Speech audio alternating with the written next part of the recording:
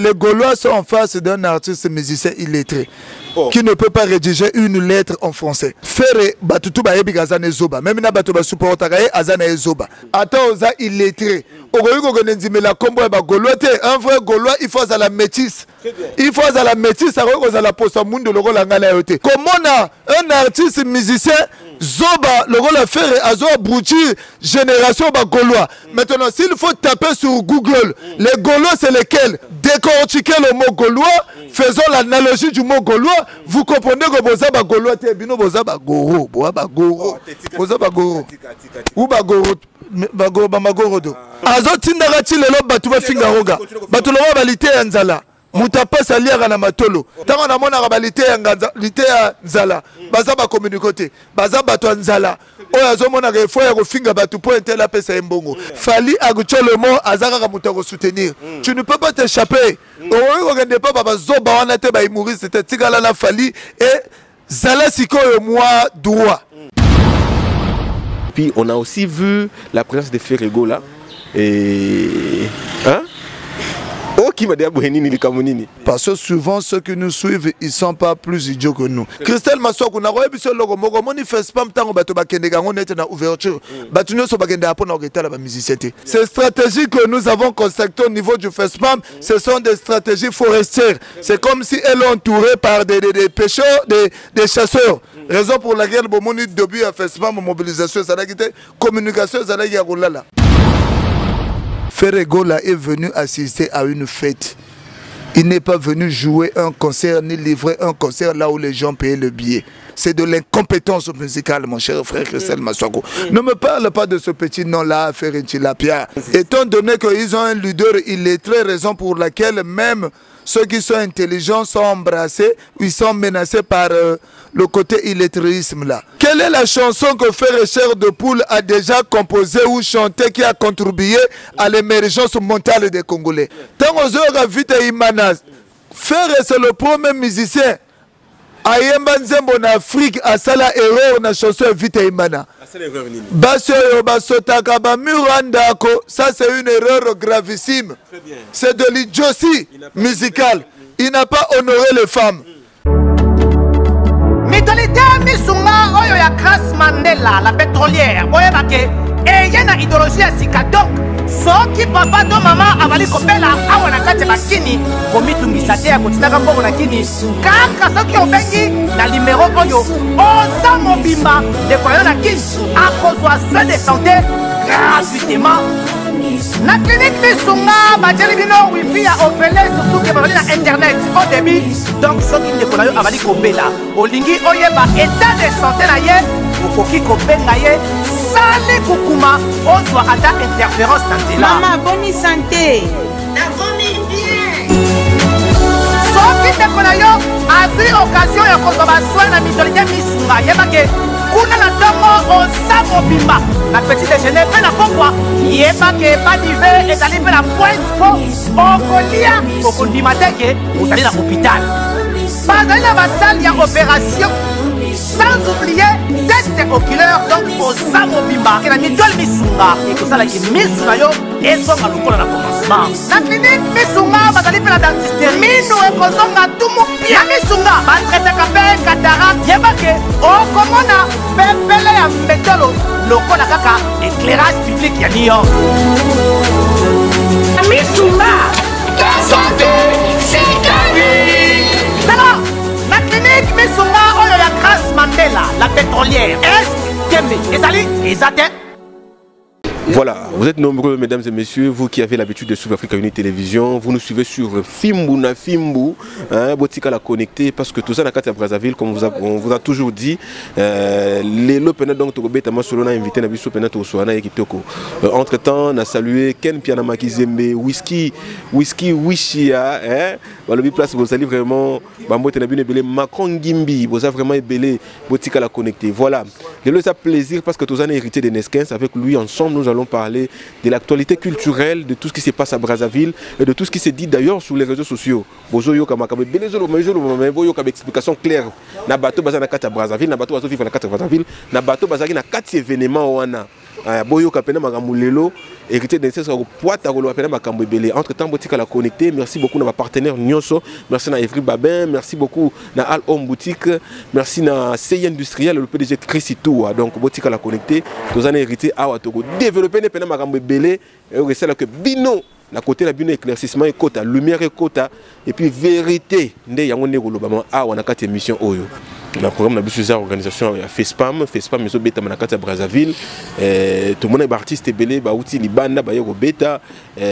Après ça, alors ensemble là il est l'autre côté, moi point sur les i pour que maintenant comprendre au juste qu'est-ce qui se passe. Alors avant tout tu as déjà na kati ya vif ya sujet na biso tikato pesa mote dans le boss Ben Moudouma 6 fois boss l'homme qui a sauté l'égoïsme depuis les États-Unis to pesa mote belé David Situdje Moudouma place aux alliés pe mote na yo les nouveaux mariés na madame mote na bino penza. Et puis il faut aussi penser à notre vieux Freddy Makita, l'aigle de l'Amazonie. Freddy Makita, l'aigle de l'Amazonie, toujours permet naye maman bébé Dia Apocalypse Azalazarawana. Merci beaucoup na vu nangai Silver Élysée, azota la biso vieux Silver Élysée, ba mote na yo ebelé, boza vraiment ebelé le PDG Chrisitoua, ba mote na yo yango wana, Yvon Maïcha Pepida Sarkozy, boza ebelé Osiris Akobo le meilleur maître digital Ferrol, botika la connecter parce que awa makamwezo banda. Héritier de NSKS, il y a déjà na PCM Moté. Bonjour héritier de NSKS. Bonjour mon cher frère Christelle Maswaku. En tout cas, na ngolu ya Nzambe, santé moi pepele. Moi pepele te toko le baté pepele à 100% pour la mugana tongo bien na ba 17h ressentir fièvre. Yango na lobi moi pepele. Avec Dieu, il ne faut pas que le barra toujours à 100%. Il faut que le barra à 50%, c'est bon, 50% tant que nous sommes en Zambie et nous sommes gérants. Mais surtout quand on a c'est que le match est bien fini. Donc le match est bien quoi. Alors, en tout cas, c'est trop. Mais félicitations d'abord pour nos internautes, nos téléspectateurs, au Bazana Culture, et à reconnaître à travers l'émission. Ce qui vraiment c'est qu'il y a de la considération, il y a de l'amour. Tu sais, bon, le combat communicationnel, c'est un combat d'idées. Hein? Personne ne détient le monopole de la parlotte, du leadership, du verbe. Personne ne détient le monopole de l'intelligence ni de l'intellectualisme. Donc, on apprend pour transmettre. Et nous sommes là pour s'édifier.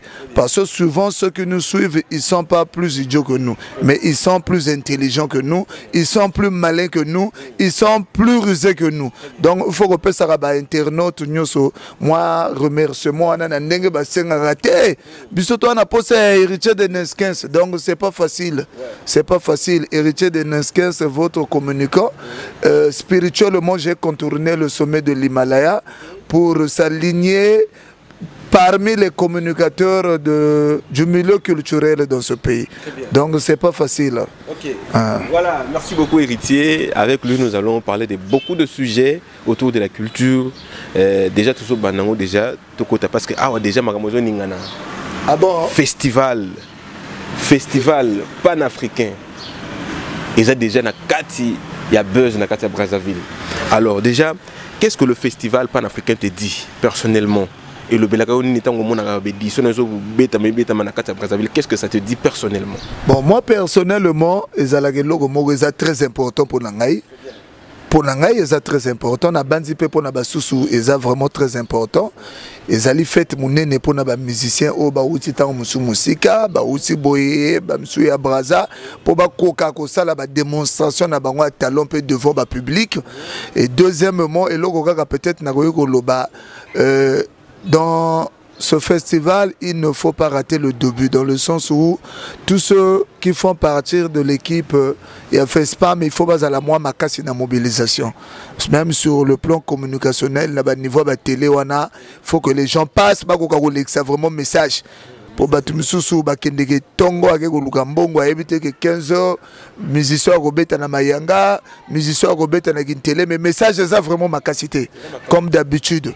Vraiment, ça l'effort va booster, ils doivent attaquer toutes les chaînes, ils doivent inonder d'abord l'internet. Aujourd'hui, ils ont la facilité, Moutaro voit Nanda Robakache Kouro, mais ils ont la facilité à Rolanda d'informations à travers téléphone, internet. Donc vraiment, le message, c'est comme si valominer en gros, c'est comme si le message a été drogué. Il faut pas booster dans les mois mouqués. Je ne sais pas si peut-être ils ont pour la présence, il y a personne non expérimentée, mais nommé kuna, mais sinon que le message va booster. S'il vous plaît, boostez le message. Rendez service à la population, rendez service au gouvernement, rendez service à Madame la ministre qui sont en charge de ça. Mais est-ce que tu penses que la communication, il y a concert, il y a Roga par exemple, et c'est là qui est plus forte que il y a fait spam, il y a salue que même dans déjà une ouverture, et c'est qui raté. Et c'est là qui est plus forte que les cas communication et fait spam. Le FESPAM, ce n'est pas seulement la fête des Congolais. C'est une fête internationale puisqu'il y a les invités au Baouchi Bamboga Misusu. Donc, communication et à Roga et à Stade Massamba Débat le 24 juin, c'était un problème d'État. Ce n'était pas international. Mais comment pouvez-vous imaginer communication en Ezalagi Makasi sous communication à FESPAM? Donc, c'est là où je dis. Je demande à la direction de FESPAM de rendre service au gouvernement, s'il vous plaît. Booster les populations. Message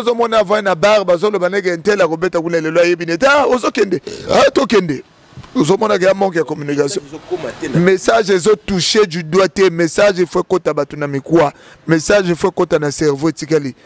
Ce que tu as consulter Batebele Bazalé Belé. Donc, mais je n'ai pas ce temps-là, j'ai pas ce temps-là. Parlons de ce qui est prioritaire, parlons de ce qui est important pour ne pas égarer les internautes ou les téléspectateurs, M. Christelle Massoko. Très bien. Alors, on revient sur la prestation des artistes dans le jour où il y a fait spam. Tous nous savons que l'artiste est Belé, Bayakiwana. On a vu la présence des artistes étrangers et des artistes du pays. À l'exemple, il y a un étranger, Sidiki Diabaté, qui s'est déplacé du Mali jusqu'ici. Et puis on a aussi vu la présence de Ferrego là. Et... Hein? Oh, qui m'a dit Abouhenini, Kamonini. On a vu la présence de Ferrego là. Et puis... hérité de Nesquin. C'est comme au bout de Boye, tout solo là. Artiste Bayaki. Voilà.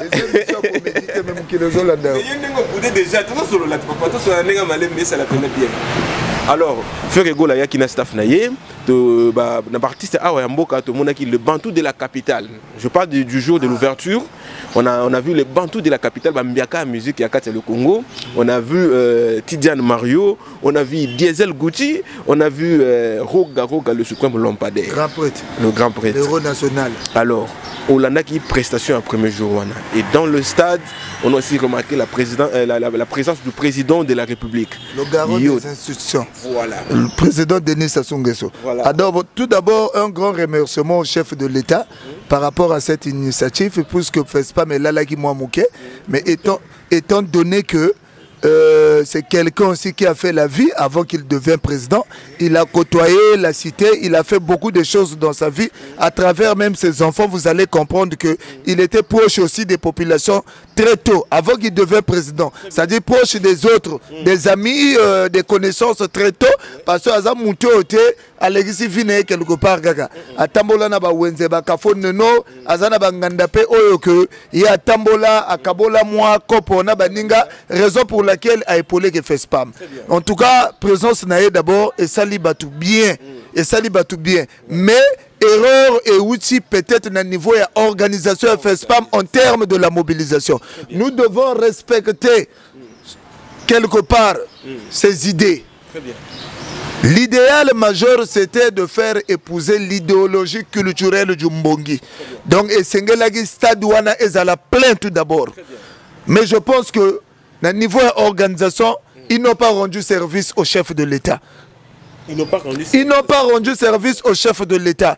Parce qu'en écoutant certains cadres, c'est-à-dire ceux qui ont été nommés au FESPAM, j'ai suivi même Madame la ministre qui a dit que nous avons débloqué plus de 1 milliard et quelques.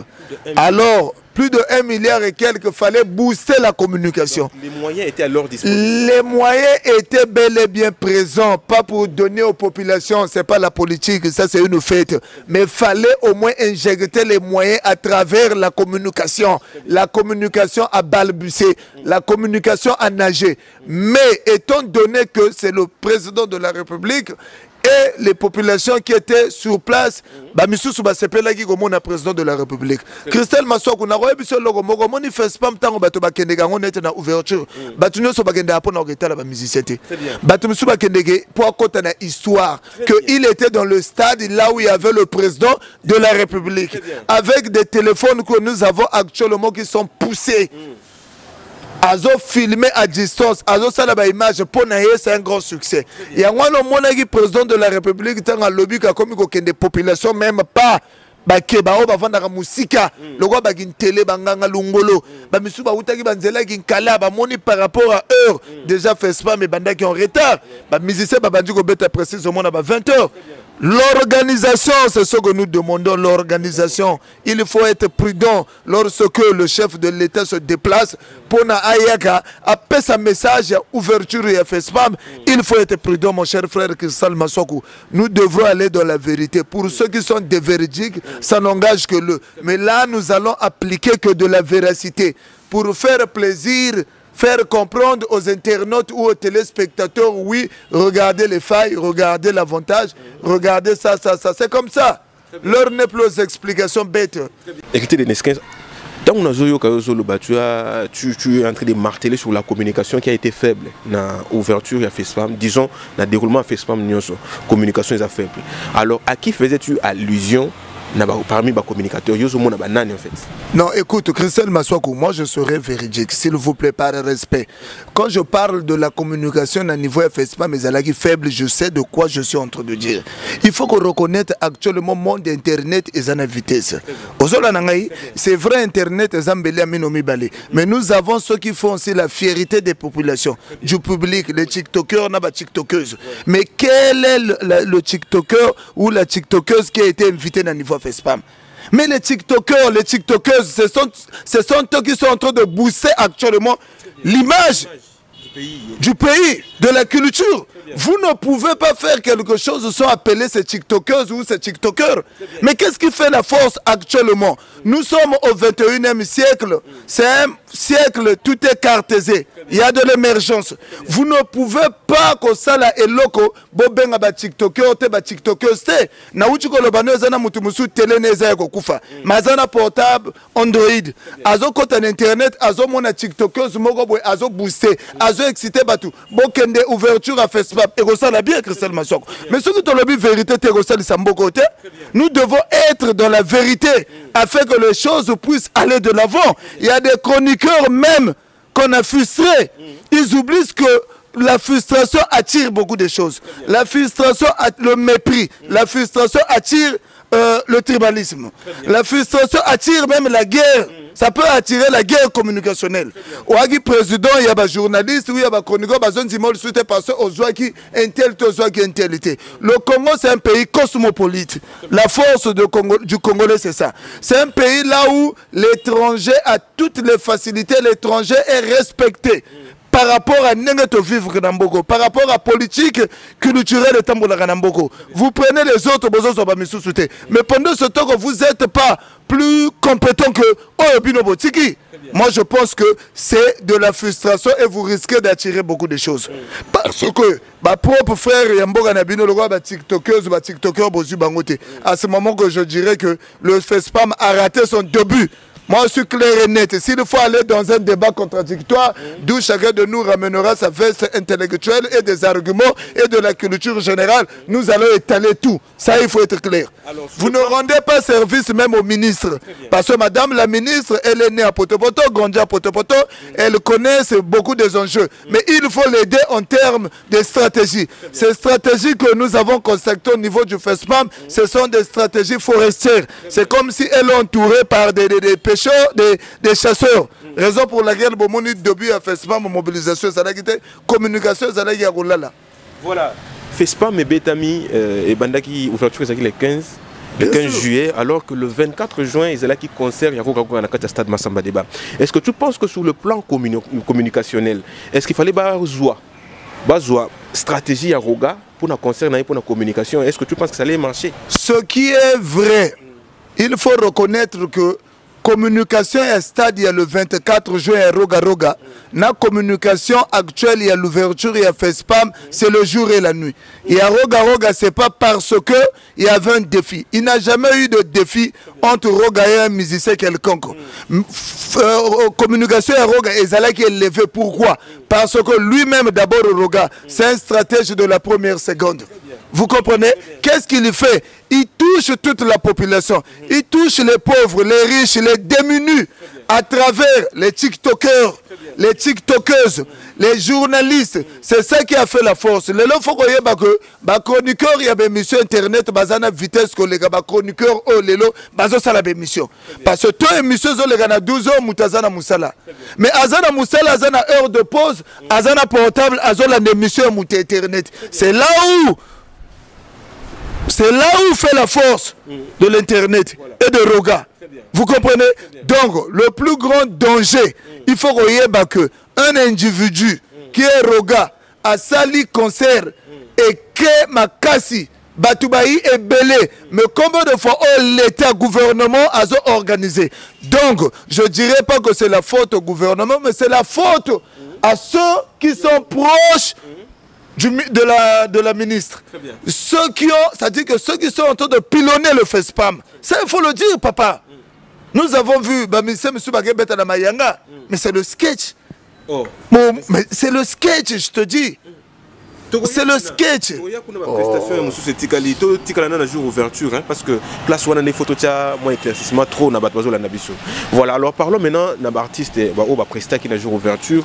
On a vu beaucoup d'artistes, le bateau de la capitale Bazalaki Wana, Sidiki Diabaté, Diesel Gucci, Tidiane Mario, Ferrego là et puis Roga Roga. Quand je cite le nom de Ferrego là, Yozo Zelaga, comment on a été au bien des mission à comédie, mon cher frère. Mais c'est vrai. Mon cher frère, je veux te dire quelque chose de grave et que les chers internautes doivent comprendre. Ferregola est venu assister à une fête.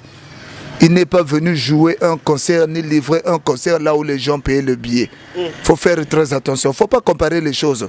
Incompétent qu'il est, il n'a pas pu lancer ou donner la date. Il y a un jour à Kokegosonga Brazzaville, il faut bêta Massamba débat. C'est de l'incompétence musicale, mon cher frère Christelle Massouakou. Ne me parle pas de ce petit nom-là, Ferentilapia. J'ai écouté le mensonge qui a pris de l'ampleur en plein Brazzaville que faire étant à Silisigo Beta, population est mais ça c'est du théâtre. Ne nous ramenez pas le théâtre dans la musique. C'est vrai, le monde de la musique, c'est un monde où le taux de la polémique est très élevé. Mais arrêtons ça. Brazzaville, c'est le centre incontesté de la musique en Afrique. Je vais poser une question, s'il te plaît, Héritier de Neskens. Lorsque un artiste est invité à un festival, par exemple, est-ce que le public qu'il rencontre, c'est forcément son public ou bien le public qui a été excité par l'organisation? Non, c'est pas forcément son public. Il y a deux choses qui s'est passées là-bas. Il y a eu l'obscurité au niveau des personnes immorales. Premièrement plutôt. Deuxièmement, les gens aussi étaient fatigués. Mais nous allons décortiquer ce qui s'est passé. Si vous voulez, Christelle Massouakou. Christelle Massouakou, je t'ai toujours dit, dans l'une de tes émissions dernièrement, je t'ai dit, les Gaulois, je ne sais pas, les Gaulois veulent créer une foire de l'illettrisme. Une fois de l'illettrisme. Étant donné qu'ils ont un leader illettré, raison pour laquelle même ceux qui sont intelligents sont embrassés, ils sont menacés par le côté illettrisme là. Quand le journaliste renommé de ce pays, Jean-Médard Moulandou, dit ceci, Faire et chair de poule dédie la chanson Vitaïmana au couple présidentiel. Ce n'est pas le président de la République qui a demandé à Ferré de chanter Vitaïmana. Ferré, oui. Mesdames et messieurs, la chanson que vient d'interpréter Ferré et sa chanson, mais il l'a dédiée à son Excellence, Monsieur le Président de la République et Madame. Voilà, vous êtes nombreux, mesdames et messieurs, vous qui avez l'habitude de suivre Africa Unity Télévision, vous nous suivez sur Fimbuna Fimbu, Botika la connecté, parce que tout ça, à Brazzaville, comme on vous a toujours dit, les lopena donc Togobé Tama Solona invité Nabiso Pena Tosoana et Kitoko. Entre temps, on a salué Ken Pianama Kizembe, Whisky Wishia, Balobi Place, vous allez vraiment, Bambo Tenabine Belé Macron. Qui est vite Imana. Mais mon frère, Sassou, le grand Médard Milan, le grand Médard, moi je l'appelle le doyen, et il a communiqué.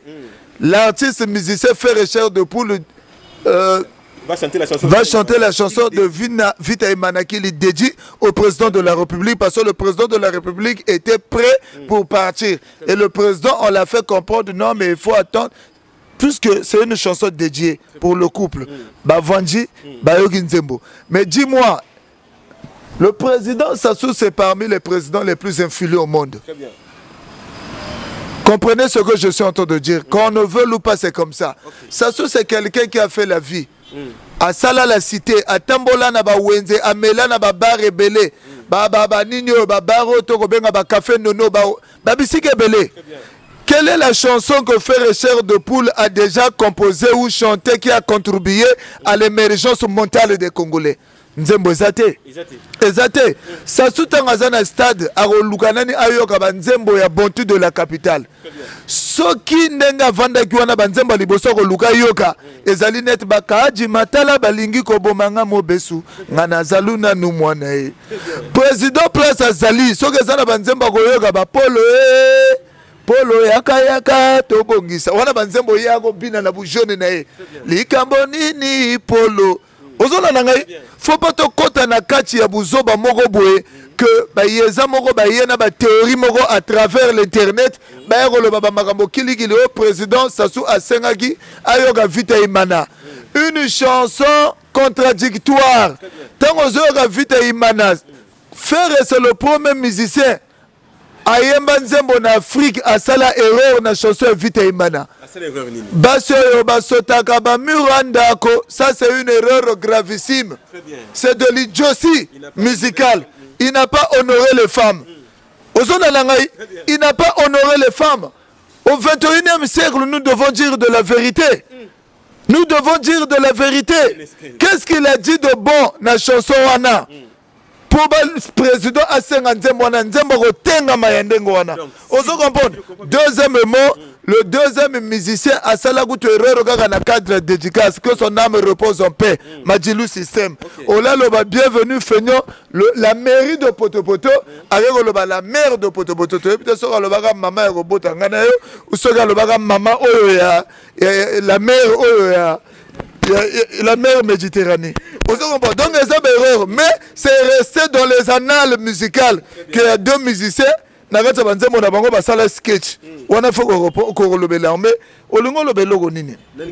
Pour te éclaircir ba internaute bandegono so bazotala biso par rapport ya communication ya Ferrego là par rapport ya eloko wana ya président de la République awa. Parce que Tamboli déjà bazolo banon président de la République Denis Sassou Nguesso, le premier citoyen congolais Nde asenga ki Ferrego là ayemela yenzemba Vita Imana. Regarde. Yango lelo na lingi yo pena o martelé wana o expliquer bango que ce n'était pas la demande du président mais c'est plutôt Ferrego là qui a voulu dédier la chanson au président de la République parce que les paroles sont claires. Bazoyo Kayo, je viens d'énumérer cela. Mon cher frère, nous devons être responsables de nos propos. Ce qui va image ya Jean Médard Milandou Mbiaka ya communication ezali faut que la batuba yo kalo poto bien. Le plus grand danger c'est quoi? Les Gaulois sont en face d'un artiste musicien illettré qui ne peut pas rédiger une lettre en français. Ça c'est reconnu. Faire batutu ba yebi gazane zoba même na batu ba supporta gae azana zoba faire soka yebi gotanga peut-être bonjour comment tu vas comment allez-vous mais même pour komango ayebi te faire a fait ses preuves dans les émissions que oyo aza zoba atika la go joto ya ko se former. Tous nous avons pas fait les longues études mais on se forme au jour d'aujourd'hui pour faire passer le message. Pourquoi batoba mona volume na yo batala niveau na yo ozo comprendre faire ndenga zawana il faut reconnaître ceci à travers apesaka kombo ya ba fanatique na ye c'est-à-dire son petit groupuscule des illettrés au bagolois na lobaki une émission no moko to uta ko sala ko mon cher frère Christelle Massokou il faut que tiango na mutu na les Gaulois ce sont les natifs de la France il faut te ramener ba illettrés Au combat, pour ceux qui musiciens, il est très public, il est très abrutir toute une génération. Les Gaulois, c'est une tribu. Les premiers habitants de la France. Oh, Batoubayebi, la Gaule. Nous sommes instruits. Nous sommes cultivés, nous sommes intellectuels au jour d'aujourd'hui. Nous devrons bien marteler certaines choses devant les médias. Nous devons venir dire de la vérité devant les médias. Les Gaulois, c'est une tribu des Français. Aux tribu, il y a le roi des Gaules, Gaulois. Vous comprenez? Il ne faut pas que la combo Gaulois, attends aux zoba na vie, chers frères. Attends aux illettrés. Un vrai Gaulois, il faut à la métisse. Il faut à la métisse, à la poste monde pourquoi je dis métisse? Tant que Gaulois à l'Omaga, poto la France a bota nande ko na biso muswahili ya muluba na Kinshasa obimi métisse anga papa na nga la Gaulois. Mais ba Gaulois eza parmi ba tribu on a la France ba botina miyindo te. Eza parmi ba tribu on a la France ba botina miyindo te. Mais yo zo ko ndimela Gaulois eza loko mutaneni asimbili situfina il faut za la kizengi. Excusez-moi de le dire. Ngapo na nga ba mi benga ba Gaulois te. Faut ba mi benga ba magorodo. Ou soit Bagoro Bachef. Faut pas me faire un parce que c'est pas si comme on a un artiste musicien Zoba le rôle à faire à Zoba Brouchi génération Gaulois. Maintenant s'il faut taper sur Google les Gaulois c'est lesquels? Très bien. Il faut taper sur Google la définition du mot Gaulois. Gaulois a expliqué bino oh on a zolo bana bino. Et ça oh te vendu na Kinshasa au lait dendo au meli Dino au yana Braza au lait Saramadesu. Olobi ga otenga na Gaulois mais faut za la zoba yoko kene loba devant banganga mayele bakalaga ya ndongo mo su Gaulois ba retourner ton père était de quelle ville? Ton père était de quel village? Parce que Gaulois il faut à la métisse na uchi kolobango en Afrique. C'est là où le bas blesse. Les fanatiques sont menacés par quelqu'un qui veut créer une foire de l'illettrisme. Nous devons aller dans la vraie version. Nous devons aller dans les vraies explications. Décortiquer le mot Gaulois, faisons l'analogie du mot Gaulois. Vous comprenez que vous avez Gaulois, vous avez Goro, vous avez Goro, vous avez Goro, ou Bagoro. Maintenant, c'est vrai parce que vrai moutou azamayele. Ogo ko ne dimelete ke na sa Gaulois. Mais on a li bombe banjo les gars na kabano ou soto uta na scène pepe. Faire cher de poule biso tout alagi na stade. Na moni etita ngazo mata na podium. Na banzembo na mawa banji ko yemba wana. Banzembo mawa tanga zo mbesali batu pasi. Ba yini nanga baluka nini mais jusqu'à ko banda ko yemela batu banzembo ko pola. Pendant ce temps ko batu bazoka banzembo lo ba Mariam. Banzembo lo ba trahison et ba roga. Une chanson significative. Une chanson, ça dit aux autres sentir qu'ils ont apporté une pierre à l'édifice na vie. Ayembi banze monini wana. Na moni azo lega pembe na ngai tala moi lokolo anango. Lokolo mukie. Lokolo mukie loko la bouteille à Rome Jim. Il azo tinda batu ba finga roga. Il faut refinga épée. Azo tinda gati lelo batu ba finga roga. Batu loko ba lité nzala. Mutapa saliara na matolo.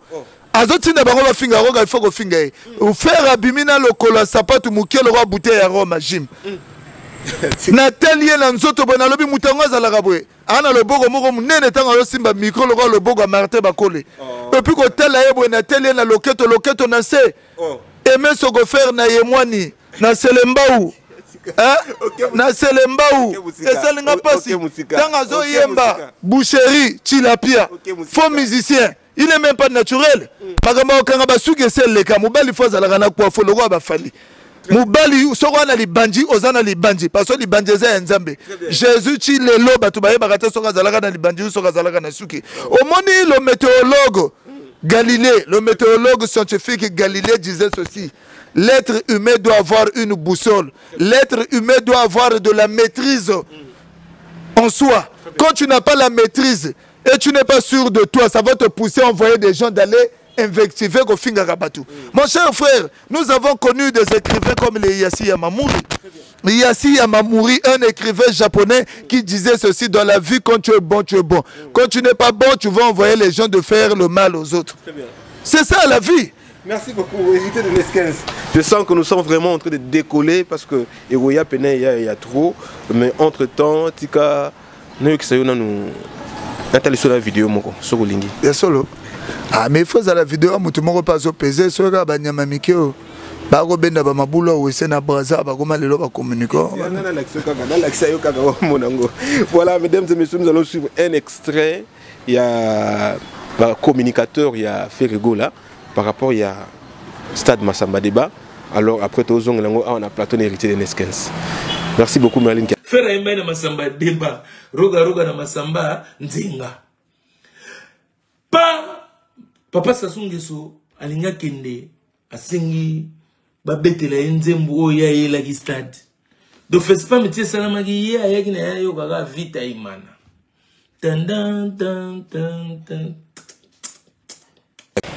Nous sommes de retour. Mesdames et messieurs, j'espère que pour la vidéo, qui va propos, il y a Papa Rolls. Papa Rolls a dit, il a dit selon lui, Roga Betty Nzenga. Stade Nzenga. Alors que Ferré a Betty Stade Massamba Débat. A évoqué le président de la République, qui est Moratina qui va Benga Ferrego là. Chanson d'abord le président de la République il a fait une démonstration de force en plein stade Massamba Débat où il a envoyé quelqu'un d'aller appeler Sidiki Diabaté. Sidiki Diabaté aïe al président le biba bengaye aïe na chapeau gouvernement nyo sozalaki na sima président pembe na président batelemi azu chapeau basolo na président le bi félicitations, je te suis beaucoup en tout cas. Bon courage à vous, bon vent à vous. A du chapeau Sidiki Diabaté, c'est président Denis Sassou Nguesso. Et monsieur le président a du chapeau na Atiena Moutou. Ba image Zali Christelle Maswaku. Pour nous tika bazo ba nengwana. Batonengwana barata vie. Azalara nani Moutou ya verni na mukunjingwaka. Azala aiko comme coordonné. Alongwe comme coordonné aiko bando benda ba mabulu ya wese na Brazzaville na banda kuna toto. Est-ce que Papa Rolls a quel argument? Quand je l'écoute, Papa Rolls, il est déjà orphelin de vocabulaire. Il n'arrive même pas à bien marteler. Il n'arrive même pas à comprendre comment, c'est-à-dire comment on peut faire pour le maniement de la langue de Molière. Magamozo le bon appose à l'Ingalat. Ce qui vino de le nécessaire à Ebi Vinae. Vino nécessaire à l'Oban Open Émission. Vino de le nécessaire à Ebi Vinae. Papa Rolls et Zamoutou a dépassé. Il a angoissé par plusieurs problèmes de la vie. Il y a un homme Azor Sepel Samunogone. Ma vona Nambogos. Bandegone Bakinoa Bazo Ambogo ba ingénieur. Baocha Bakaro. Bandago étage Bazo Tongo. Mais Papa Griff Ayela Moussala Yanin. Il y a Verni pas Kokate. Papa Rolls plutôt. Papa Rolls. Aya Moussala Verni a kokate. Papa Rolls Nenga Zawana. Si réellement c'est un amoureux de la musique. Aya Baïge fait la robette na Gishasa. Aya Gishasa a participé dans le stade de Machiro Bafungola Baportail. Ozola Nangai a participé dans a sali moi ba théorie na Miki on a pas luka billet au Rozonga. Mais Papa Rolls a vécu ici à Brazzaville. Place à Zalara Mouanaya. Verni, Aïgo la coordonnée, Aïgo la monnaie balai. Mais s'il était efficace, s'il était quelqu'un à Tigaba preuve, par exemple la Brazzaville, à Gogagoya na festival de musique, na festival, a été pour l'année. Oh, zo sala on attend monsieur na poto azana place au Kendete à Salara na été. Il est là. Mais azana ba baza wate, azana ba nyongo ya tika déjà belé. Ana ba nyonga tika belé. Kozo ba manzaga ba jeune fille ko même pas banganga po bimelsu na mwasi wana. Ozola nanga c'est le premier moi na verni na braza ayaka na babiloko wana azo sepela la momia monika momia niveau na été à point na été à quartier ba manzaka ke nango panganga et puis c'est quelqu'un a rolala la ndako manzanza juro tu na ya vanda juro tout le temps avant na Brazzaville azata na mabaninga oya tika lelo bakoma ba ingénieur soki te metoko laksa Palestine au Papa Rolls a govanda ya go sala reproche na leader ya Brazzaville po baza vimoroté baza niveau moroté na ajo ya za nango Papa Rolls falaza la ministre de la communication le roi Baba Patrick Mouyaya na ajo azalango falaza la tête député na Kinshasa na Suga et les gars sala bien ta njili donc to ko lobe la président Papa Rolls c'était Papa Rolls au fait azalo la gori moko boye azana racha parc zoologique na racha cage et azana posa liberté moko forestière ya Zamba il est dépassé muta poto akokende kumbisaka ferete na poto batu na yebi ba makasi ezaloka ba trésor ngando fumu yoji eda batu me batu babalukela ye batu lokwa ba fere muta pesa au forme apesi o libanga dédicacer moi cinéma ko kolinga moi ciné tout ça parce que nini ozana ba défaut mais oyebango te ko trésor ngando mama bana na ye faire par complexe à mon que trésor ngando bel homme beauté élégant fumu yoji yé agana rolala agana robimana maman mone bamba bana trésor ngando j'ai des preuves na zolo bano makambo sur le faire ici là yi parce que azana problème nani ya comportement azana ko Koffi Olomide bazana ba comportement moko yango sur l'histoire de Koffi Olomide oui ça mon n'était pas donc quand déjà la dame on va revenir sur cette histoire alors bando wazo tela biso basé belé car toujours la prestation on a vu la population partir pendant que Roga jouait son concert. Non, faut pas mélanger les choses, s'il vous plaît. Faut pas confondre les pédales. C'est ce qui s'est dit. Roga le 24 juin à Sala, à plus de 70 000 personnes. Oh, bah tu vas foutre ma billet. Ce qui te dit, la comparaison, Gaulois, c'est des illettrés. On ne peut pas comparer aujourd'hui le Gaulois et les Goro plutôt, et les Warriors. Le président de la République a lobby que a commis Kende. Je le répète. A commis Kende. Batumusu Bayagaki qui peut battre la président de la République pour qu'on ait archive que Azalaga et Sigamoro place Denis Sassou de Azalaga. La pauvre homme a eu portable depuis que Sassou Vandagi Batuazo filmé. Ozol a lobby a commis Kende. Et à la fin, faire dit à Jean Médard Milandou, je veux dédier la chanson de Vite Imana au président de la République. Parce que Nzembo Togo Yemba on est à l'endroit Moutaouchi Kabano. Il y a le roi Fou Morobwe. A crié Kilikiluana. Azolo Batel le Gomora Malamouti. Aïe d'abord on a Bilamba Mora magicien. Et rappelez Bisso Bassen. Il y a David Copperfield dans la scène à magicien. Dynamo de Kev. Bato déjà va s'intéresser à Genaïté. La Ouchiko Lobano Tala Sapato Mouké. Ils ont la valeur. Voilà Bilamba magicien. Tu n'as jamais suivi les cérémonies des magiciens. Mais là tu as Bilamba honnête. Croyons qu'il va dominer le public. C'était pas ça. Batubazela yemba bien mais makambo akomi ko bibisa wana bayini nanga baluka yo mwana no moko lagisa sexe OK boloko oyiko composer nzembo bayini na est-ce que mutago zala muyini afere faire ne pas élégant faut tsangola mutu no kotala faire bwana tela zo bima mulai me kotala en face bwana stade faire aloka saka madeswa ozo comprendre faire aza élégant soki almi loba ye moko pleu préféré na yeza saka madesu po yebi ye moko taye na ndengeza. Homosexuel, c'est le jour et la nuit. C'est le jour et la nuit. Baninga bazaba élégant, bazaba lancé, bazaba potelé, babongane lamba. T'as la pièce roga bimisaki. T'as la concert il a fallu na stade ba pièce bimisaki. Mais t'as la nenge faire bimi. On dirait qu'il y a rendez-vous na sirène. Yeba bisaki fleuve Congo za pembeni ya stade Masamba Deba. Pona roga ko kende lata bilamba on a té agende li ata na restaurant na biso za pembeni le fleuve wana. Il était mal habillé na restaurant Mamiwata. Il était mal habillé. Et puis le salinga passi musicien au tinda rabatu ba finga batu okende ozala na fespam na se fespam na se mais soko faire fespam ya biso te fespam ya simaro masia na simaro na rola bisayo tala na se tala fanda na pas simbala liboso na mone depuis na yebake o faire recherche de soso. Deuxièmement alembi ko yemba nzembo bien o esali batu plaisir nzembo lokola nini oyo yebi ayembi abi ayemba ta nzembo bien te faire fallait yemba nzembo oyo ayemba ka wana webi nzembo ngo webi nzembo ngo ozo bango te okozonga maboko wololo po azongi ayiko beta concert a Pamba azongi Kishasa akena mbongo te basengera merci. Et pas moi, manager, ne m'aura mouké, peut-être, mais mec qui a apaisé qu'il y a bêta. Mais sinon, la population qui n'a pas ça, la population qui a pour un départ et président de la République. Et puis, vous aurez regardé, regardez Lyon. À Saliba, eux voient en avoir. Vous aurez la population. Il y a le 24 juin. Le 24 juin. Président de la République, à l'époque, Tango Bazo Benga. Et puis là où nous n'avons pas parole sur Bazaga Bagizengi, Talaga Gaulois. Président de la République, Tango Bazo Luka musicien, Bayago Betawa. Bazalego Benga Baouira. Bajibe piana babenga ka roga tango ye moko président zo moninga na nga roga moninga na nga roga atikali ko loba te moninga na nga faire recherche de soso te attendez soyez un peu respectueux poni bo BBC bagoro bazoba vraiment ndeko wana poni bazo tabino na ba bêtise bo bandeko na ngai.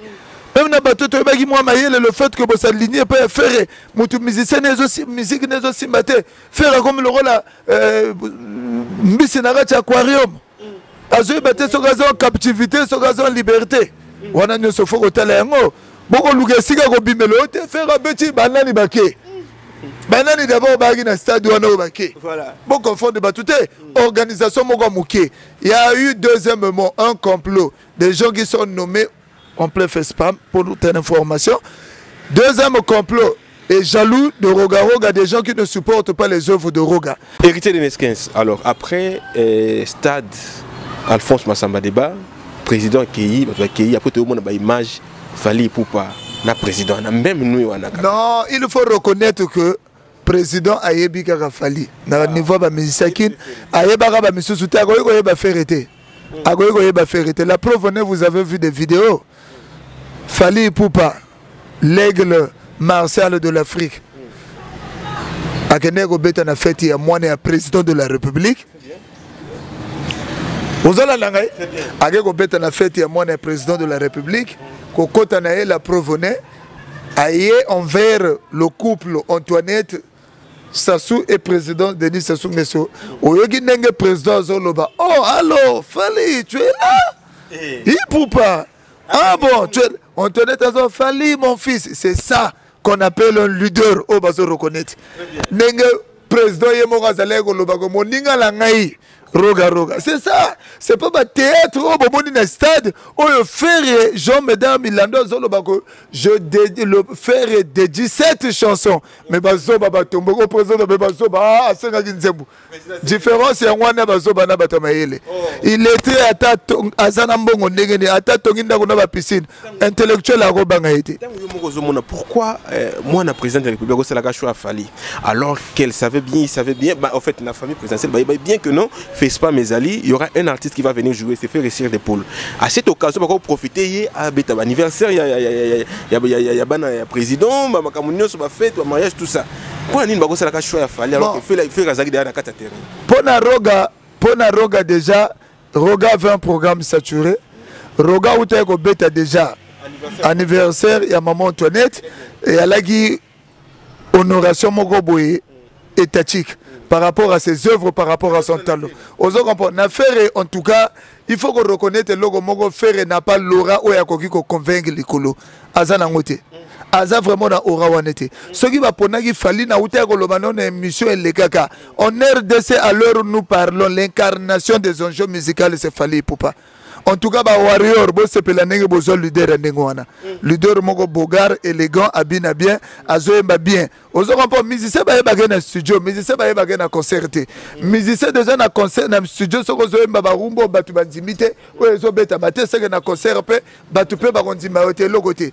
Concert, c'est la répétition. Bolanda bagambo, bagoro, balobagate, musiciens, na concert, tete wanete. Toyo ganani, ou ils ont déjà, na studio, et bimi, album, concert ezaka entretien. Ozo comprendre. Fally, félicitations toujours encore Nandenge président Benagé na Combo. Fally Ipupa. Ça va? Tu es là à l'objet sur l'aigle. Tu es là. Oh, mon tonnet n'est pas bagissé de sous. Moi nanga Fally. Mon fils, voilà musicien. Oh, il y a R200, ça la fierté que tu es le mot. Le reste, on a Neva Mangobo. On va rester sur le FESPAM pour parler de Roga Roga, son deuxième concert à Kintele. On a vu une population, un public très motivé. Babani Royamba leader, bandana sekuna ba yana yena voiture publique, il y a des gars. Royamba leader. Alors, qu'est-ce que ça te dit? Papa, mon Colomboka Zaraga, mon Colomboka. Na bandi maramba le 24 wana bomonaki où les gars qui na stade Massamba Deba. Il faut reconnaître encore que Roga c'est l'ouvrier des populations.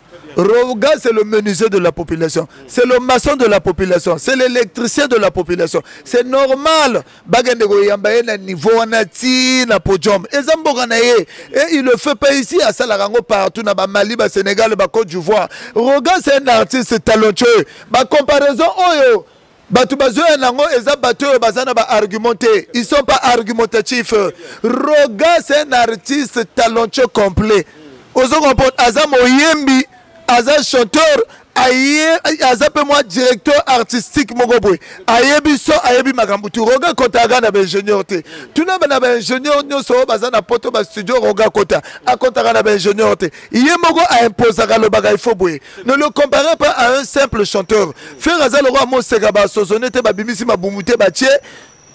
Nicolas lituka ou soit likola barbecue mais batulongo ba yebi ko homo seka mais mabumu ba bimisité mais bato ba yebi ko oga musicien roga aza musicien aza assaisonné Siboule Kota Cube Magie Kota babiloko ne ce Kota c'est un artiste musicien complet leader d'un état papa okoki ko comparer na moi musicien moko bondel kaka te okoki ko comparer na moi musicien moko njili te ozona langai ndeko langai il faut qu'on reconnaître force ya Roga parce qu'il est national d'abord chez lui.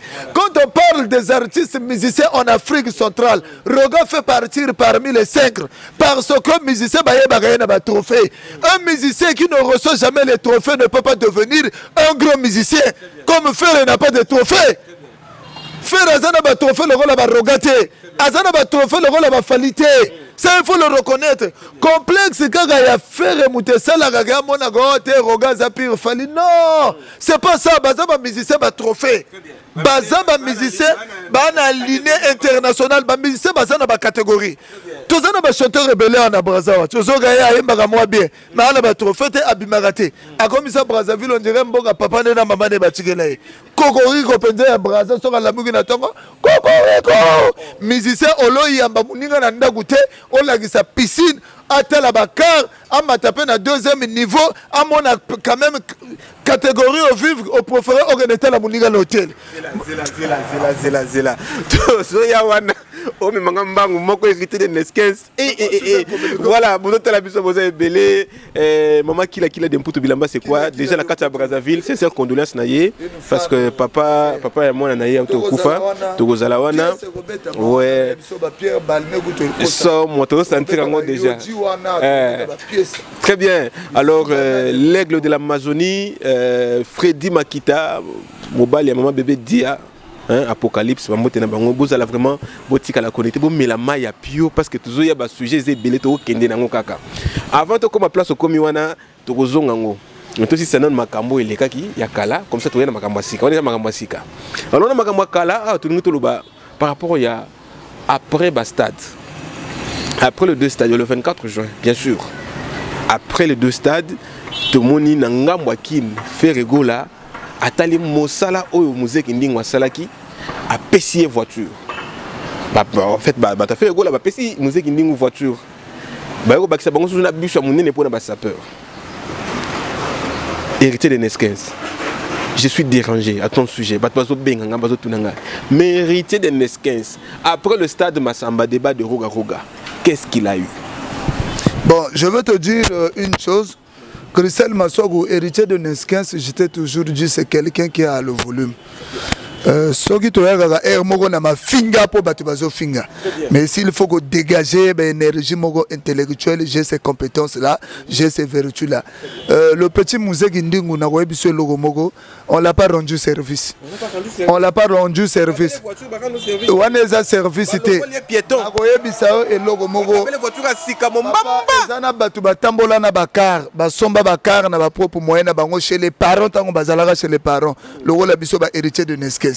Na paya avocat na paya yaris tobi makambo wakababakar wana mutako kabelo car moyebelo razoluka na simana oti.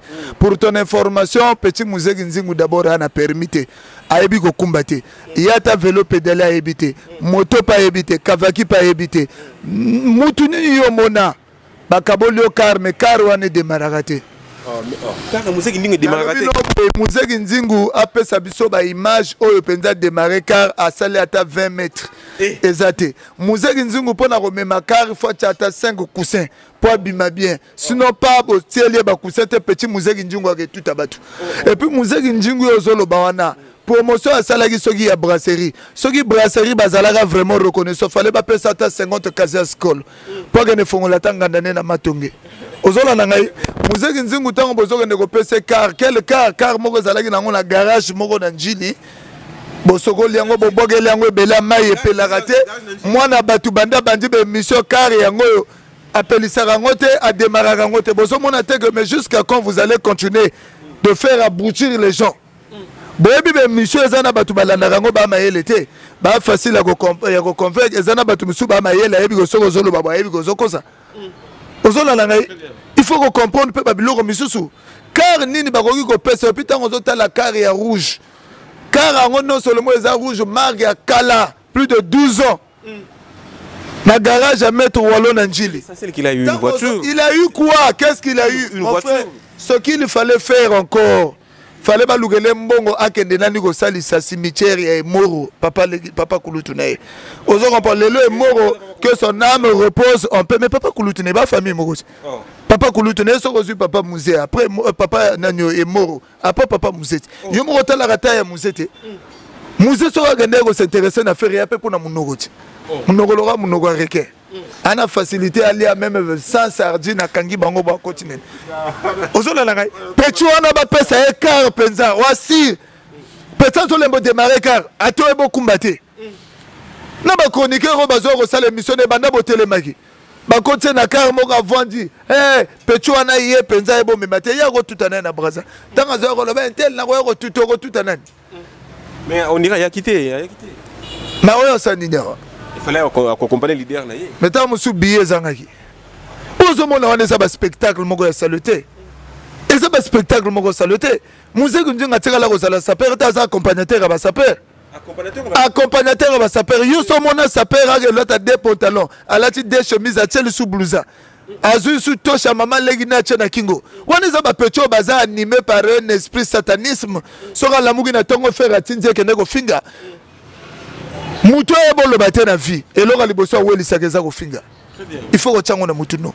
Biso lelo ceux qui tozo ko finga c'est parce que baso finga mais c'est pas de nos habitudes. C'est juste faire la défense parce que nous avons constaté autour de faire et les gens sont faibles. Les gens sont limités. Ozo comprendre.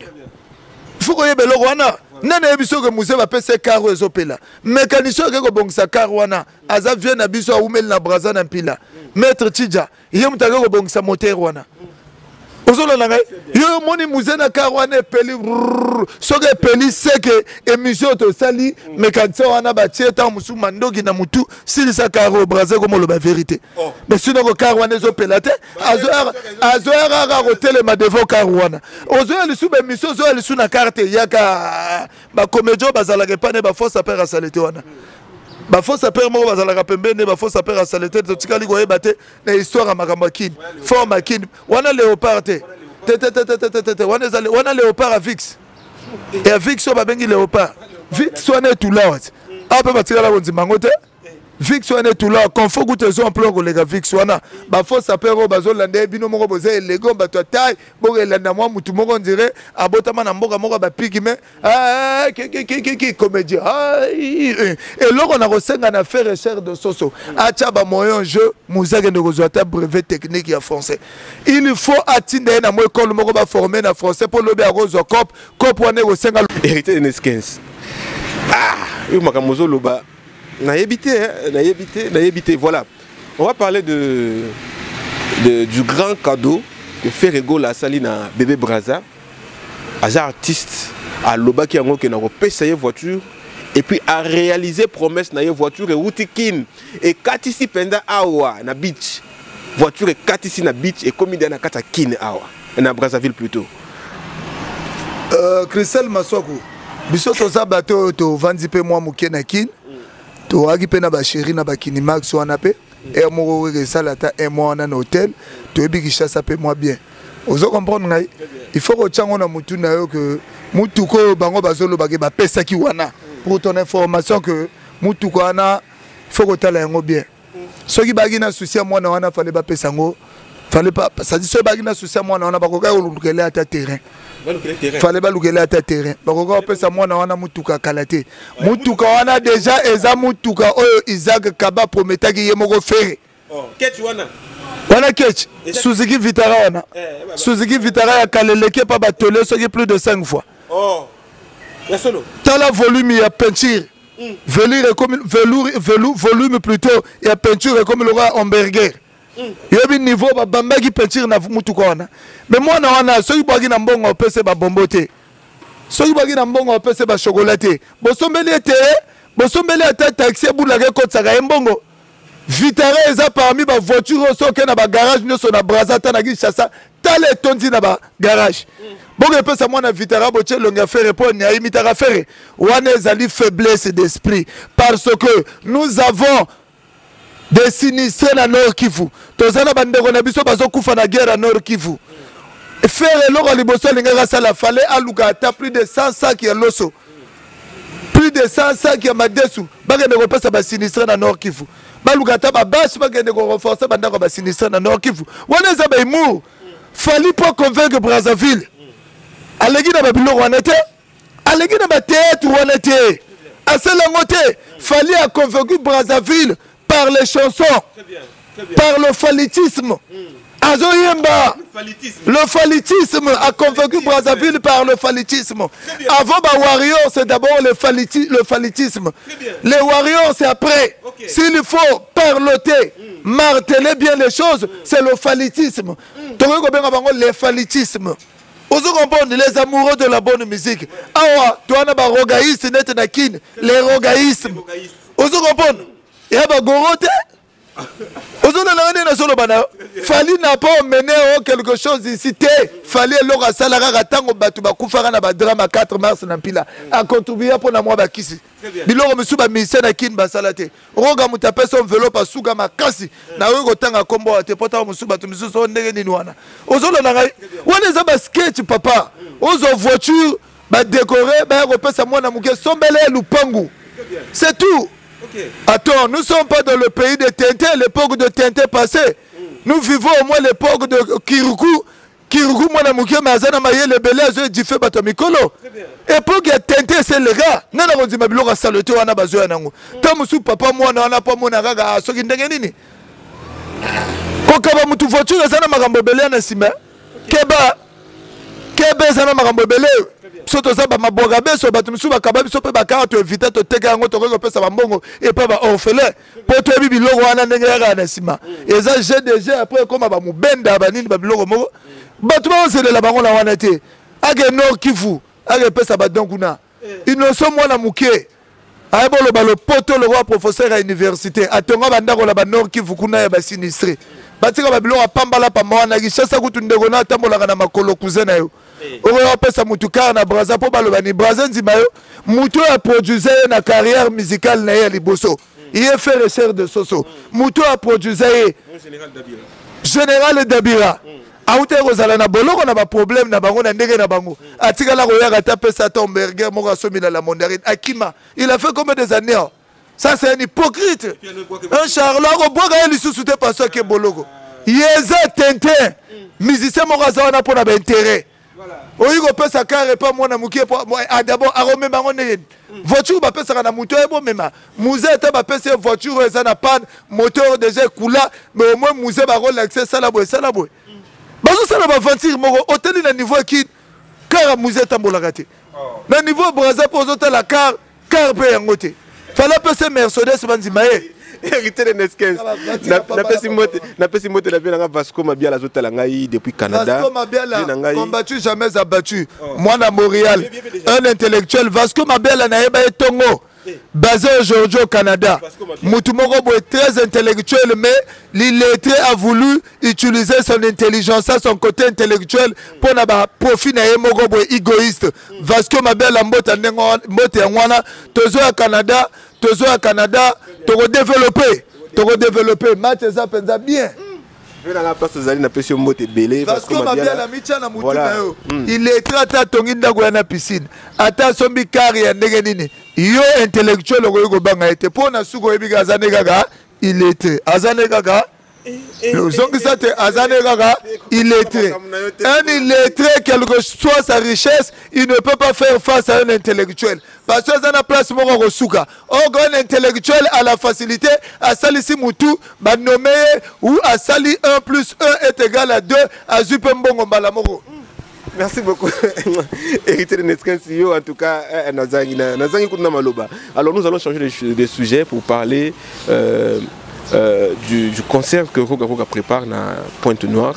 Dans le stade Mvula-Léa, à Pointe-Noire. Voilà. Alors, lance rapidement un message.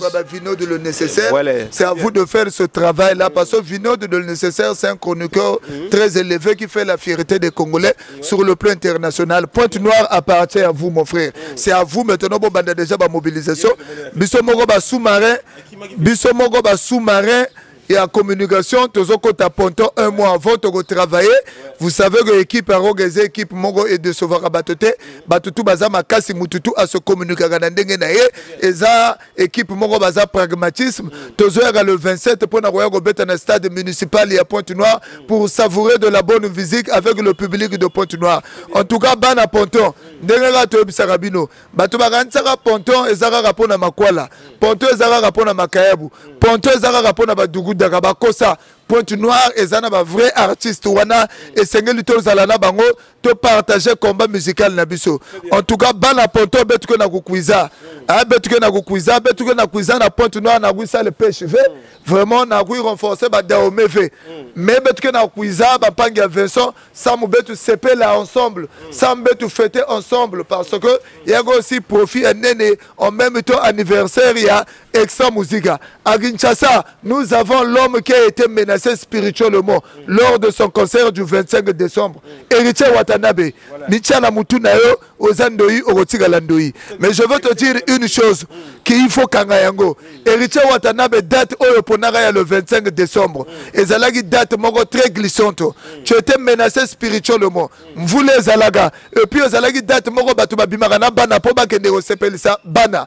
Mais ma compétence aux Zanango, ma vertu aux Zanango. Héritier Watanabe, je pense que le 27 août, au retour de ce stade, nous sommes nés dans les défis. Nous sommes héritiers testamentaires. Héritiers, nous sommes dans un combat. S'il faut être ostentatoire, nous allons le faire. S'il faut, des concerts, il y a le 27 na Roga, na Pointe-Noire, na Royaga, Gishasa, une semaine avant, nous allons attaquer les médias. Bobenga va communiquer na bino Miki Wana. Tous allons force na bango. Et chacun de nous dégagera de l'énergie positive. Chacun, je demande un phare à phare. Christelle Massogo, moi je suis cultivé, je suis instruit et je suis intellectuel. Un communicant illettré ne peut pas me faire peur. C'est comme j'avais dit dans la chanson Sapologie. Un singe sur un arbre ne m'a jamais impressionné. Tant qu'on a mon arabalité à Nzala, Bazaba communicoté, Bazaba to Nzala. Oyazo mon agrefoya go finga batu po entela pesa mbongo. Et puis mutu le rôle à faire recherche de soso. Nenga ndimela lité à kande c'est pas nenga na zolo azaraga zoba. Bourik agotiga la bourik. Niveau en lité à kande finga ferré. Agi mutu te fera zoya tena nzoto alobele la gaï. C'est la faiblesse. Le communicant constate ton que tu es faible. Mais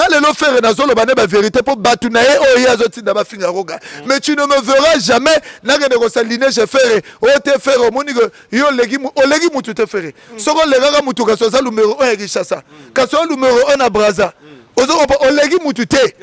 Chanteur à quartier, chanteur à Kiri. Atena mboka na yo ba yombe ba Congo bandimaka yo te.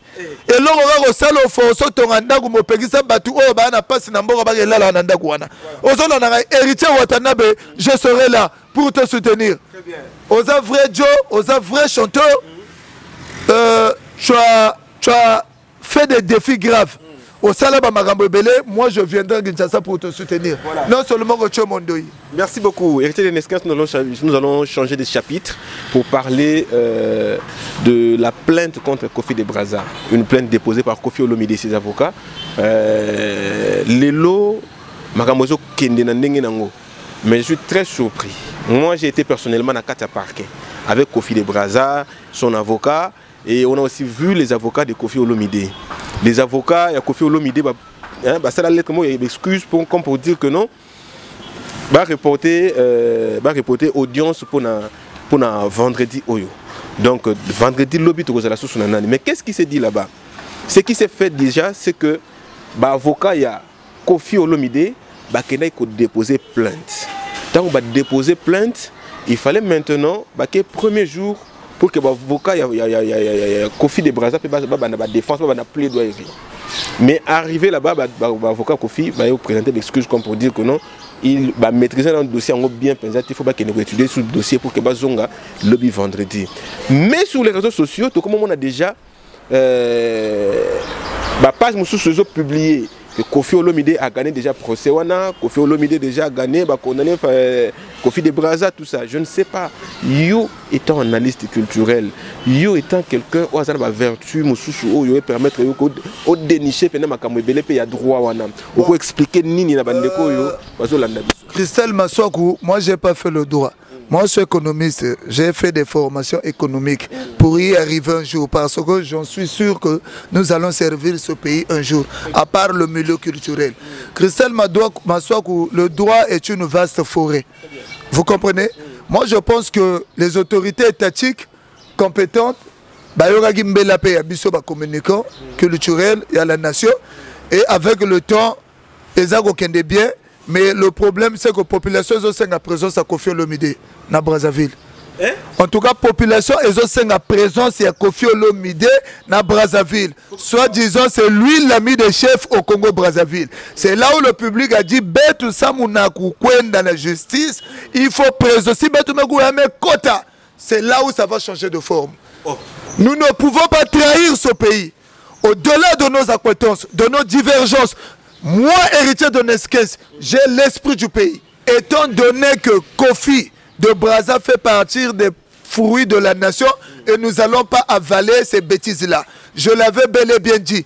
Kofi Olomide, il faut le comprendre. Rien que son comportement, c'est quelqu'un qui n'a jamais fait un bilan comportemental annuel. Vous comprenez? Kofi Olomide n'a jamais fait de bilan comportemental. Moto Sengeli a un bilan chaque année. Année on a tamboli nini. Année on a tamboli nini. Babenga un rétrospectif cerval. Vous comprenez? Un rétrospectif cerval. Kofi Olomide nature nae atikala kozalaka bien té. Vous avez vu, il a eu des problèmes avec les danseuses. A dû un problème dans ma génération belé. Et jusqu'à ce qu'il veut démontrer à Kofi de Brazza que moi je suis l'ami des chefs à Brazzaville, petit n'a retouffé. Maintenant, la population publique est Kofi Olomide Ayawa. Qu'est-ce que vous réservez? Mais il veut nous le menacer. Il faut être clair. Nabiso ngala kozala liposo. Ezana ba héros de l'ombre ba kozala liposo. Kofi Brazza o komeli leli notelo. Il faut Brazzaville bouger que la police est là. Tant on a 5 heures de voter là, tu as la justice. Les hommes sont vérité. Les populations, le public a besoin de... Papa, je le dis par ma voix. Je suis la voix des sans-voix. Je suis un communicant culturel d'État. Kofi Olomide tout à objectif faisant Kofi, il faut s'en Mboko. Kofi, il faut s'en Mboko. Ce qu'il a fait, s'il était exemplaire, s'il était bien formé, il devait contrôler le petit là. Alors, il y a un petit frère, il y a un témoin, témoin, Kofi Olomide, c'est le seul dans le monde où il a apporté Sozi plainte. Même le président de la République, Yambogo Denis Sassou Nguesso, il a Sozi. Image Sozi est président Denis Sassou Nguesso. Il a des Sozi. Mais Kofi, ce n'est qu'un individu. Né à Kisangani, grandi à Kinshasa. Kofi n'a Kisangani pas Botama en plein village. Kofi a Botama n'a pas Zamba, Nicolas Makassa Kwanga. C'est à partir de là, de comprendre que Nicolas Makassa Kwanga fourmi à côté de la Moutou. Par rapport à son comportement, on a senti que Kofi a souffert de la lobotomie. On se comprend. Kofi a souffert de la lobotomie. Nazo biso vérité. Koyane na mboka mboa soubele la Kofi. Batu faut baye ba makamanazo ba boke tu bien. Boke tu premier pour témoigner sur ça. Mboa en plein village a soubele la Kofi mboa. Faut retenir le comportement Kofi. Kofi c'est le plus grand complexe au monde. Ce parce que les deux c'est des complexés à vie. Ils ne supportent pas le brillantisme des autres. Kofi Olomide c'est quelqu'un qui allume Machiavel, le prince Machiavel. À travers son langage, son comportement, vous comprendrez que Kofi avait fait du livre Machiavel sa priorité. Donc Kofi Olomide, le vrai problème ici à Brazzaville, nous voulons la présence de Kofi Olomide, puisque c'est lui, soi-disant, le maître des maîtres. C'est pour lui faire du mal ou bien... C'est pas pour le faire du mal, mais qui n'a qu'à arriver, nous voulons sa présence. Mais s'il faut vraiment qu'il y ait quelque chose, ça va se faire. Et je te le dis, ça va se faire. Vous comprenez? Je te le confirme. Si vraiment réellement qu'il y ait quelque chose, ça va te faire. Ça va se faire. Parce que nous, à notre image, peu importe sa petite raison, mais ce qu'il a fait, c'est diminuer d'abord l'image de ce pays-là. Vous comprenez? Je venais de le dire. Koffi Olomide, il faut reconnaître beaucoup de choses en lui. Koffi Olomide, c'est quelqu'un qui a fait du prince Machiavel son modèle. Raison pour laquelle il se comporte que dans le mal. Raison pour laquelle il a un comportement très satanique. Ça, je le confirme, mon frère. Voilà, mesdames et messieurs, nous sommes presque à la fin pour ce numéro.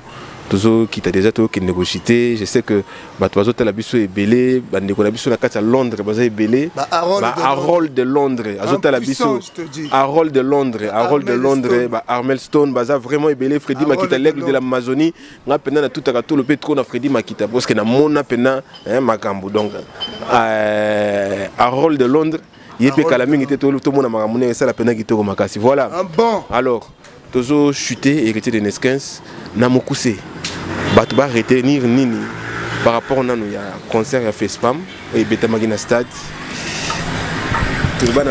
Non, mais le problème, Batouba retenir un concert, et Beta Magina Stade, il y a des musiciens et Bello, Bazalaki Wana, Bazo Bouzo Babatia Namutute, Bouzo Babatige la Bazoba, Batige la Bagoro, Batige la Bamagorodo.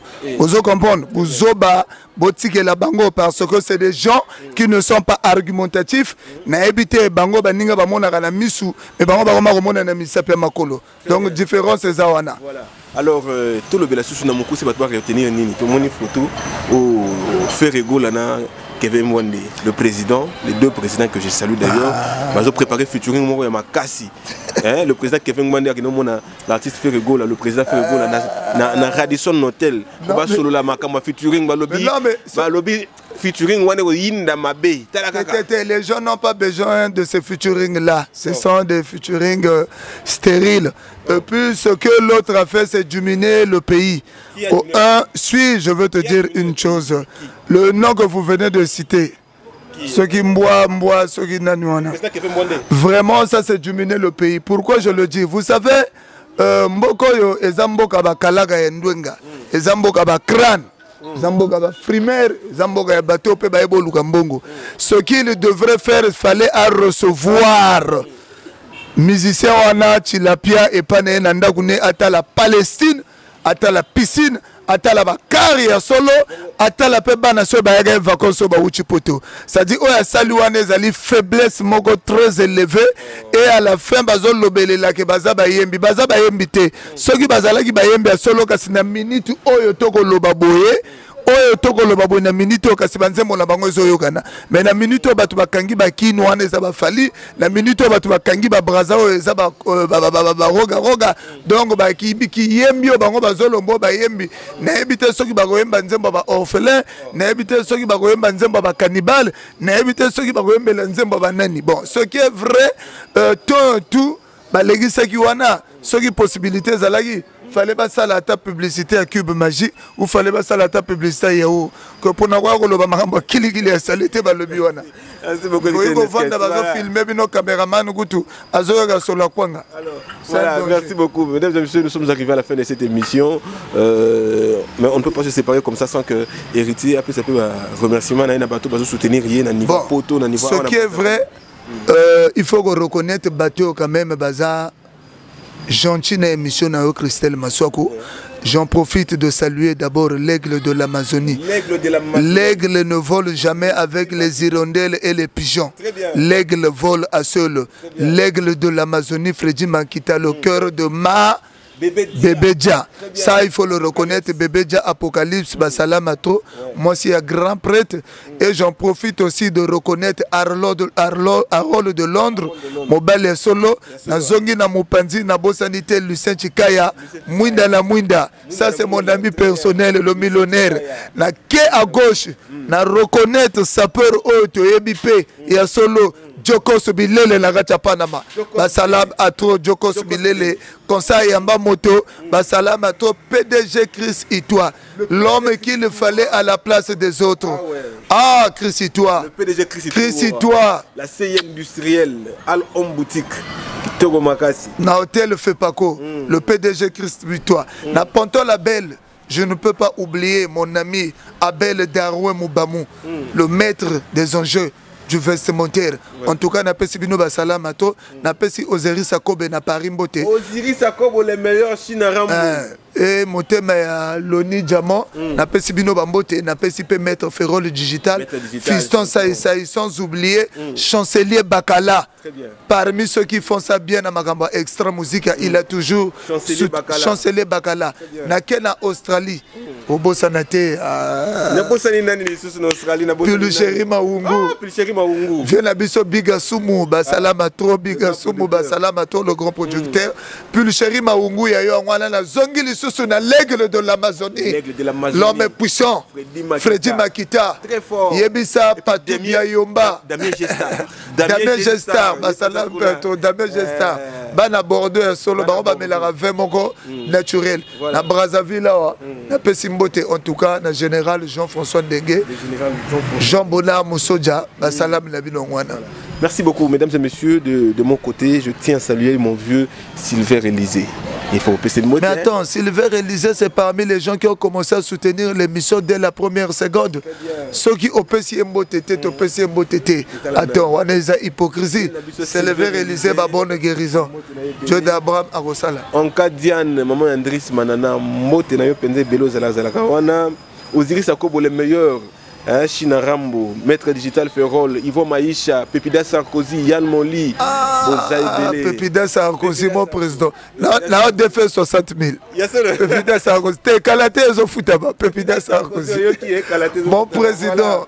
Pépida Sarkozy, Yvon Maïcha, en tout cas, merci beaucoup, Nanion Sobozo Sala. Et puis, ça est belé, Evry Babin Service, France. SP Base. Après SP Base, ouais. Ah, l'homme de Galiano, salam à toi. Et puis, ils ont il faut tout le temps combo ensemble, na yo, hein. Tout le temps combo ensemble, na yo. Nani wana lisusu nani wana. Na yebisio. Na yebiso écrit les nesquins là ko CPLA PDG ka aka moko na Paris moko kaka oya yebani na kombo ya Faustin Oyoma en tout cas basalama Faustin Oyoma PDG Faustin Oyoma sala nyonso esengeli osala na milieu culturel. Il faut avoir l'esprit de aider les artistes musiciens. C'est très important. Nous avons des artistes musiciens ici qui souffrent. Bazotambola na ba camion tambisaka ba nana ba pastèque ba makemba, c'est pas bien. Les hommes forts du pays aient l'esprit de aider, d'orienter les artistes musiciens. Il y a des bons chanteurs ici, il y a des gros chanteurs, mais bazana batope bazo orienter bangote. Ça il faut marteler sur ça Christelle Masoko. Batambongo bazali awa, bon aider ba artistes musiciens. Ko aider artistes musiciens, les ngolo bato sombele le pango. Qui peut na maramba studio kotata studio sala ya vivre le rôle de musicien. Et ça la rapace aux hommes la musicien zotambola na taxi. Et ça la rapace musicien zotambola na camion makala. Musicien zotambola na beji. Si vous hommes la tege. Si la police est tambola na li. Kitoko makasi. Balobi na Canada, service traiteur na kata Canada, Linel et Néné, hein? Linel et Néné Mayokenda chez maman Liliane donc on a kata Canada wana famille Mayokenda voilà la Kenda sango na kata Canada service traiteur olia penza mongusu oyo uchi Brazil uchi Kinshasa ya solo mbisi ya mai ya solo penza ozolia osentir weba imorai nyose kimi la Canada wana na Montréal wana tokuta na repas maman Liliane et ça la bien Serge Office na Paris na Bossanité production Serge Office production il y a Yvon Gomez pe basalama to voilà. Mesdames et messieurs, c'est la fin de cette émission. Sans oublier Agence Moro des Fret, hein? Remangol. Vienabiso Vasco Mabiala Vienanga. Remangol tolanda na biso ngona ki na ta na Brazza tolanda agence wana maramba voyage ata ba Congolais ne so baza na Brazza ba na Canada ba Willy Zano ba Christian ba Tije ba Igwe boyebi agence sango boyebi agence sango Remangol bo contacter bo tinda rappel ba forme na Brazza bo za na ba décor ça la bien. Qui sait ça Brazil ça la aura soki 15 minutes 5 minutes comité dans la kin baya ba na beach bazelango agence Remangol eza organisé botinda yango très bien botinda yango ça la bien. Voilà, c'est donc la fin de cette émission. Christelle Masoko par respect na koloba na ba internaute nazala conseil moko la lingi na pesa na Chris Nzora Chris Nzora passeport au sozu yango voilà Chris Nzora zo makambuno sérieux au sali choix bien bien et anda kuna yo mwana taki minda kwa ke suka papa ko limbisa yega fallait restaurer ton frère fallait restaurer ton père en tant que patron na yo ozola na ngai fallait agucho le mot azaka ka muto ko soutenir tu ne peux pas t'échapper o regardez pas baba zoba wana te ba imourir c'était tigala na fallait et zala sikoyo moi droit ezane eloko eleki conscience na vite to sepelaki na ndenge conscience na yo sali. C'est vrai que les lois internationales n'importe où ko kende au soutenir moto ozolinga. Mais zala oyo babengi parmi ba bouche autorisée à Fally Ipupa. Omoni ba Fally wana kutu baza bien. Soka ki reconnaître tango mususu akoka ko ndima yote. Mais soka ndimio par soko aza mutu, il est humanisme par vocation. Ayebi ko rendre service tango mususu mwa muke. Tango atali de l'autre côté, atali simate pona simoro tela ba ba pointelo mbeli. Ba atali lisusu liboso musika, soko l'avenir nous a réservé. Et on le moni andimi Ozonga, continuez Moussala na Fally Ipupa. En tout cas, conseil na koka ko pesa yoka ko communicant et zawana na lisu na conseil ko pesa te. Ko bilamba de joyebi, ko loba po yebi, ko chrétien po yebi.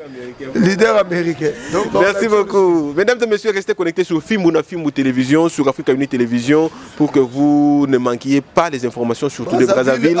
Donc, Fimbouna Fimbu oh là là. Sur Africa Uni Télévision, tu sommes. Sur Christelle, tu es l'héritier de Nesquins, sommes trop. Voilà, on se retrouve au prochain numéro. Bye.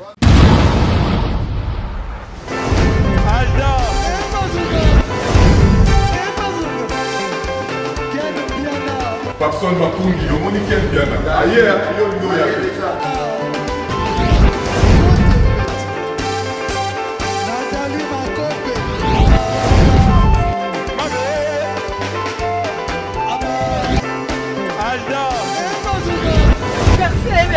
Fally un bateau là qui est amoureux, donc il m'a envoyé que me dire.